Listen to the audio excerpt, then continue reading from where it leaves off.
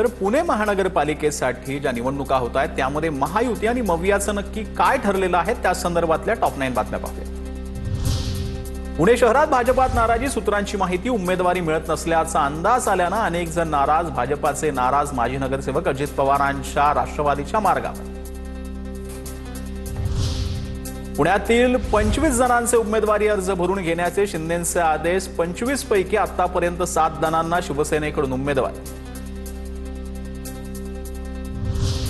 पुण्यात रवींद्र धनगेकरांनी अजित पवारांची भेट घेतली। अजित पवारांनी अजून ग्रीन सिग्नल दिला नाही। पुणे महापालिकेत शिवसेना आणि राष्ट्रवादीत युतीबाबत स्पष्टता नाही। दादांच्या भेटीनंतर धनगेकरांची प्रतिक्रिया। पिंपरी चिंचवड पाठोपाठ पुण्यातही दोन्ही राष्ट्रवादी एकत्र। कार्यकर्त्यांसाठी निवडणुकीत दोन्ही राष्ट्रवादी एकत्र, मात्र घड्याळ चिन्हावर लढणार नाही, रोहित पवारांकडून स्पष्ट।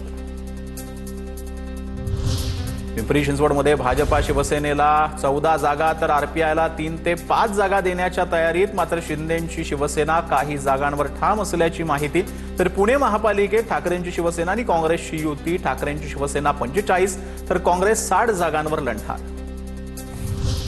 धनंजय जाधव यांना भाजपानं उमेदवारी नाकारली, त्यामुळे धनंजय जाधवांचा दादांच्या राष्ट्रवादीत प्रवेश। भाजपनं नाकारलेले उमेदवार दादांकडे जायला सुरुवात। पुण्यामध्ये अजित पवारांच्या भाजपला धक्का। आमदार भीमराव तापकीरांचा पुतण्या कुणाल तापकीर याचा अजितदादांच्या राष्ट्रवादीमध्ये पक्षप्रवेश।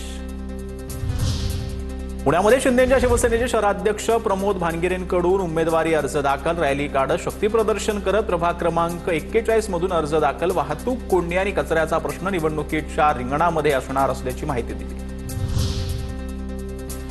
पुणे शहरामध्ये अज्ञात व्यक्तीकडून लावण्यात आले पोस्टर्स। दाराला नीट कडी लावा, रात्री हाकामारी जी आहे ती येणार आहे, असं पोस्टरवरती आशय जे आहे ते ठेवण्यात आलेले आहे।